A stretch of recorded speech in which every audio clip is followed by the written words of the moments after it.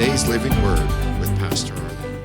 Thank you for joining us again today. We've come to the end of the week, and I want us to once again see ourselves as the temple of the living God. We're going to go to 2 Corinthians chapter 4, verses 6 to 7. And in verse 6 it says, "For God who commanded the light to shine out of darkness." Remember, God said, "Let there be light," or "light be." That wasn't the stars and the moon. That was his glory that shone forth, and hath shined that in our hearts. That same glory that shone forth when God created the universe has now been shed abroad in our hearts. It's now been in us, in our spirit man. Remember in Genesis chapter 2:7, where God breathed the breath of life into Adam. That was his life. That was God's essence. That was Holy Spirit. That was the glory. Adam lost that when he bowed his knee to Satan. But now God's saying, because of Jesus being raised from the dead, I've got that back, and I can shine that glory into you. And it says, to give the light of the knowledge of the glory of God in the face of Jesus Christ.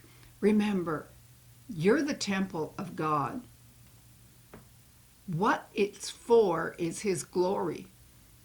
But it's always to lift up Jesus. It's not to lift us up individually as people, but it's always to reveal Jesus. And so in the light of the knowledge of the glory, we need that knowledge. We need that revelation.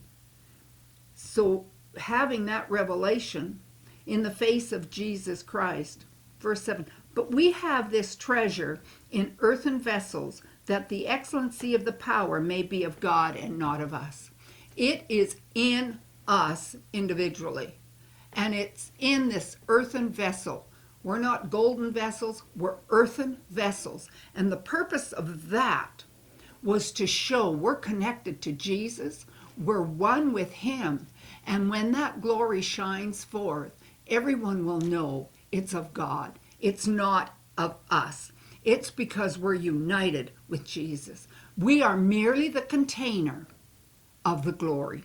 We are merely the container and the outflow. God fashioned us to be his container of the glory.